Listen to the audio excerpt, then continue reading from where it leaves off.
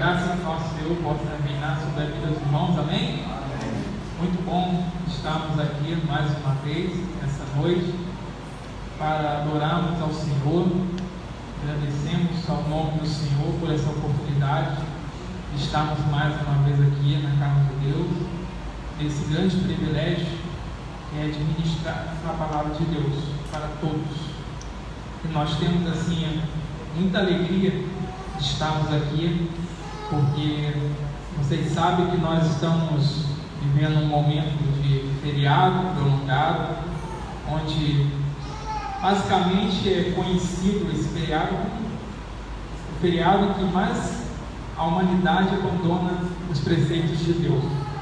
É o feriado onde muitas pessoas esquecem de quem Deus é, esquecem do que Ele é capaz e esquecem principalmente do seu grande amor. Então, nós estamos aqui, diferentemente, para agradecermos ao nome do Senhor, tá? E é motivo de muita alegria estarmos aqui. Bom, dito isso, vamos ler a palavra de Deus nessa reflexão. Obrigado. Da palavra de Deus. Espero que vocês possam estar atentos ao que Deus vai falar aqui nessa noite, porque Deus quer falar algo importante para você, para que vocês entendam a vontade de Deus. Então vamos abrir nossas Bíblias no livro do profeta Ezequiel, capítulo 33, verso 11. Livro do profeta Ezequiel, capítulo 33, verso 11. Ezequiel 33, verso 11. Passa Isaías, passa Jeremias, passa Lamentações de Jeremias e chega em Ezequiel. E livro do profeta Ezequiel, capítulo 33, apenas o verso 11, nós vamos estar meditando na palavra do Senhor. Amém?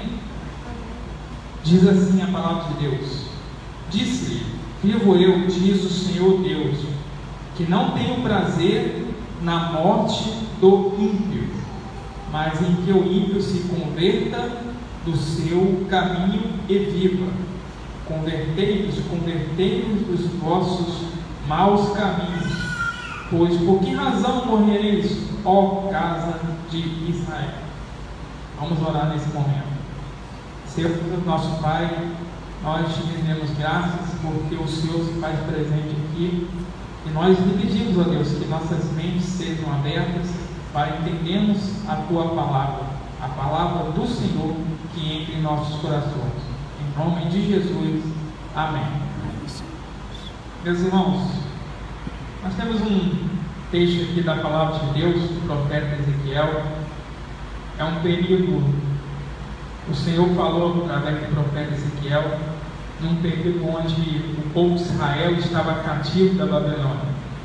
Não só o profeta Ezequiel, como outros da sua família foram cativos, não só pessoas, artesãs, homens valorosos, os principais cidadãos de Judá foram cativos da Babilônia, foram levados cativos. Não só ele, mas todo esse pessoal de Judá. Eles foram cativos e viveram momentos muito difíceis. Inclusive, o profeta Ezequiel foi um dos exilados. Durante o cativeiro, o profeta Ezequiel perdeu sua esposa, isso está em 2 Reis 24, e nesse período ele se estabeleceu com as colônias da Judéia. E Ezequiel, através da palavra do Senhor, o Senhor falou ao coração dele, para que as pessoas ímpias se convertam dos seus maus caminhos, porque Deus não tem prazer na morte do ímpio. Perceba nesse texto algo incomum, algo que entra nos nossos corações. O desejo de Deus é que o ímpio não morra, mas se converta dos seus maus caminhos. Perceba que aqui se trata também não só da morte física, mas da morte espiritual, porque senão Deus não ia falar que que eles se convertam dos seus maus caminhos. Perceba-se aqui o desejo do coração de Deus, que o ímpio não morra, mas se converta dos seus maus caminhos. E diante desse desejo de Deus, nós sempre lembramos de umas coisas que passam pela nossa cabeça, que é a questão da vontade de Deus. Nesse texto você repara o desejo, a vontade dele, algo que ele anseia para que o ímpio se converta e não morra dos seus maus caminhos. Mas diante disso nós devemos aprender uma coisa: como posso conhecer e discernir a vontade de Deus? O texto fala que ele não tem prazer na morte do ímpio, mas que ele se converta. O desejo dele é um desejo, mostra-se no texto o desejo no coração de Deus. Mas como eu posso entender ou discernir a vontade de Deus? Como isso é possível? Como é possível entender isso em nossas vidas? Nós devemos entender que existem 3 tipos de vontade de Deus, e é isso que nós vamos ver nessa noite. Existe a vontade decretiva de Deus, existe a vontade normativa de Deus, e existe a vontade do desejo do coração de Deus. Nós vamos explicar aqui nessa noite o que significa essas 3 vontades do Senhor. A primeira vontade, que é a vontade decretiva de Deus. O que é isso? É algo que Deus decretou e que não pode ser mudado. Não importa se faça chuva, faça sol, não importa se é de dia ou de noite, essa vontade decretiva do Senhor não muda. Exemplo, em Apocalipse 20, 10, diz lá que o diabo será lançado aonde? No lago de enxofre. Não só ele, mas a besta e os falsos profetas serão lançados no lago de enxofre. Essa vontade decretiva do Senhor não pode ser mudada, ela não pode ser frustrada, porque já está decretado o destino do nosso inimigo, que é o lago de enxofre, ou seja, a segunda morte. Essa é a vontade decretiva de Deus, da qual não pode ser mudada, não importa o que seja. Certa vez eu ouvi um debate, acredito eu que seja um debate ou um programa evangélico, uma pessoa perguntando ao debate, ou a pessoa que estava fazendo debate: Deus perdoa todos nós, Deus tem um coração bom, Deus perdoa um assassino, Deus perdoa uma pessoa ruim, Deus perdoa uma pessoa que roubou, Deus perdoa qualquer pessoa, mas será que Deus não pode perdoar Satanás? E a resposta é não, por causa da vontade decretiva do Senhor. Aqui já está decretado o fim do nosso inimigo, o diabo, Satanás, a antiga serpente, que é o lago de enxofre. Essa é a primeira vontade de Deus, aquela que não pode ser alterada. Um outro exemplo de vontade decretiva do Senhor é a questão da salvação. Quem crê em Jesus tem a vida eterna. Assim diz a palavra de Deus em João 5,24. Eu lhe asseguro, quem ouve a minha palavra e crê naquele que me enviou, tem a vida eterna e não será condenada, mas já passou da morte para a vida. Ou seja, irmãos, aqui não está dizendo que se você aceitar Jesus, talvez Deus te salve. Se você aceitar, crer no Senhor Jesus, tem a vida eterna. Não é talvez terá a vida eterna, não sei se vai ter a vida eterna, tem a vida eterna. E quem aceita Jesus está decretado para a salvação. Tem e ponto. Essa é a vontade decretiva do Senhor. Ele decreta a salvação para aqueles que creem de verdade. E não tem como mudar isso, porque se você creu no Senhor Jesus e não tem a salvação, essa palavra não é verdadeira. E nós sabemos que a palavra de Deus é verdadeira. Amém? Então essa é a vontade definitiva do Senhor. A segunda vontade dele, em segundo lugar, é a vontade normativa de Deus. O que é a vontade normativa de Deus? É quando a sua vontade, os seus preceitos e seus mandamentos são obedecidos de acordo com aquilo que está escrito no seu mandamento, que é a palavra de Deus.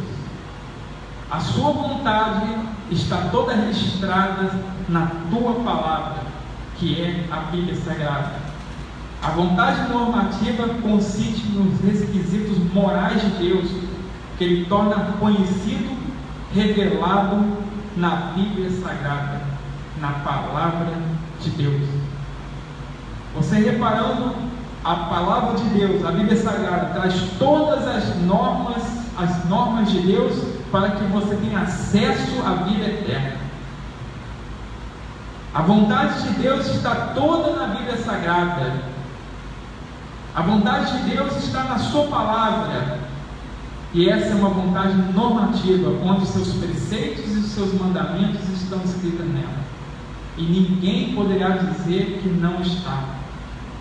Há um texto de Romanos 2 que diz assim: e não seis conformados com este mundo, mas seis transformados pela renovação do vosso entendimento, para que experimentei qual seja a boa, agradável e perfeita vontade de Deus.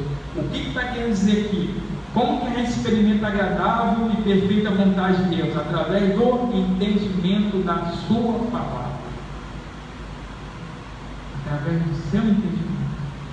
Essa é a vontade normativa de Deus. Quando você observa a palavra de Deus e vê as normas e decretos de Deus, e lá está escrito como você pode chegar até a vida eterna.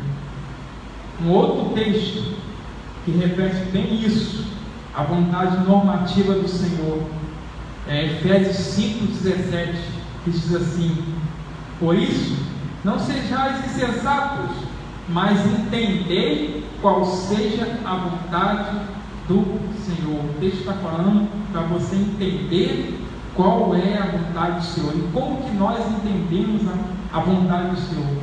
Meditando na palavra de Deus. Meditando na sua palavra.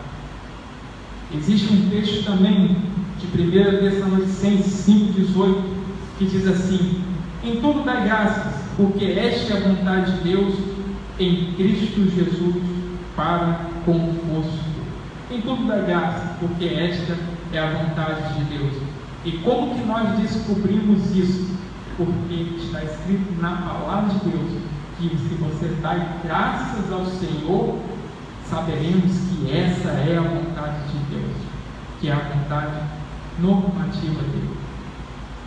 Nós vimos aqui em primeiro lugar a vontade definitiva, que é aquela que não pode ser alterada, porque já está decretado. Nós vimos aqui a vontade normativa de Deus, que é aquela que está nos seus preceitos do Senhor. Irmãos, uma grande verdade que nós vivemos hoje, a humanidade está em pecado. A humanidade está indo a caminhos perversos para a perdição. Muitas pessoas nesse período estão indo de mal ao pior, sem conhecer a vontade do Senhor. O Senhor é paciente conosco, é longânimo, Ele tem bastante paciência com o Senhor. Perceba a diferença entre o nosso grande Deus e juiz, paciente, bondoso, com um juiz comum, como nós temos aqui na terra. Perceba que se você desacatar um juiz aqui na terra, você será preso automaticamente por desacato à autoridade. Se você xingar um juiz aqui qualquer fórum aí, você é preso na hora. Se você desobedecer qualquer uma dessas autoridades, você é preso na hora. Mas olha só a diferença para o nosso Deus. Deus é xingado, Deus é maltratado, as pessoas não creem em Deus, e mesmo assim Deus é longânimo por eles. Se Deus fosse agir como um juiz humano, já teria prendido há muito tempo, por desacato à autoridade. Mas por causa da vontade, da paciência do nosso Deus, Ele é longânimo, esperando pacientemente que as pessoas se convertam a Ele. E a nossa mensagem é que as pessoas se convertam. É claro, irmão, que as dificuldades das pessoas acreditarem em Deus é por causa da descrença do que está ocorrendo à nossa volta. Perceba o que há em nossa volta, irmãos. Terremotos em vários lugares do mundo, as pessoas morrem, pai matando filho, filho matando pai, todo tipo de doença, peste. Isso traz uma certa descrença por parte das pessoas a virem até aqui, a frequentarem uma igreja, a acreditar em nossa pregação, porque a primeira coisa que as pessoas perguntam é: onde estava Deus quando houve o terremoto e as pessoas morreram? É a primeira pergunta que fazem. E a nossa resposta é que a palavra de Deus já avisou que teria isso. A palavra de Deus já avisou que no mundo teria aflições. A palavra de Deus já disse que haveria terremotos, haveria peste, haveria pai matando filho, filho matando pai. Já havia um aviso que isso ia acontecer por causa das profecias. Isso nada mais é do que os sinais da volta de Cristo. E quantos nesse momento estão dormindo? Estão dormindo. E quantos nesse momento, ou outros nesse momento, não estão dormindo, mas estão farreando, achando que Deus está com os olhos tapados e que apenas por fazer as coisas boas, por tratar bem uma pessoa idosa, por respeitar fulano e ciclano, é a porta de entrada para o céu. Isso nada mais é do que a obrigação nossa, mas a vontade de Deus vai prevalecer no meio de todos. Em terceiro lugar, sobre a vontade do Senhor, nós vimos a vontade decretiva, a vontade normativa, e existe a vontade do desejo do coração de Deus. Perceba no texto: o Senhor Deus não tem prazer na morte do ímpio. Essa é a vontade do desejo do coração do Senhor. E essa vontade, essa vontade que é o desejo do coração do Senhor, está relativamente associada à vontade normativa, no sentido que revela o seu desejo que as pessoas cumpram os preceitos e mandamentos de Deus. A vontade do desejo do coração de Deus é que as pessoas tomem uma atitude, façam uma ação para que os preceitos de Deus que estão escritos na palavra de Deus se cumpram na vida daquela pessoa. Olha só como é que diz o texto. 1 Timóteo 2, 3, 4 diz assim: porque isto é bom e agradável diante de Deus nosso Salvador, que quer que todos os homens se salvem e venham ao conhecimento da verdade. Deus quer que todos tenham conhecimento da verdade. Ele quer isso, é um desejo do coração dele. Deus, na sua soberania, não vai pegar a pessoa pelo braço e trazê-la à força, porque isso depende da escolha da pessoa fazer isso, mas é o desejo dele que o homem vá até Jesus. É o desejo dele. Essa vontade do desejo do coração de Deus não é como um tirano que faz a força, mas ele quer que as pessoas vá até ele. Repare que no caso do profeta Ezequiel, Deus não tinha prazer na morte do ímpio. Antes, o seu desejo era que o quê? Ele se arrependesse. Agora, Deus força ao arrependimento? Não. Isso tem que ser com você. Com você. Deus mostra os preceitos, as normas e o seu desejo. Agora, a atitude é você que tem que fazer, porque Deus quer isso. Agora, Ele não força você a fazer isso. Há um outro texto de Mateus 23, 17, onde Jesus fala assim: Jerusalém, Jerusalém, que mata os profetas e apedreja os que são enviados. Quantas vezes eu quis ajuntar os teus filhos, como a galinha junta os teus pintinhos debaixo das asas, e tu não quiseste.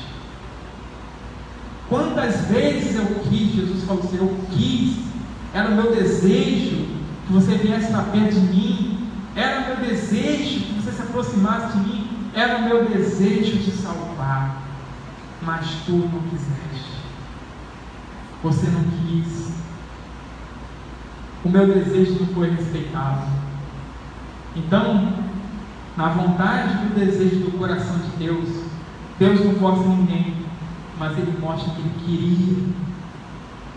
E nesse momento, quantas pessoas precisam de salvação?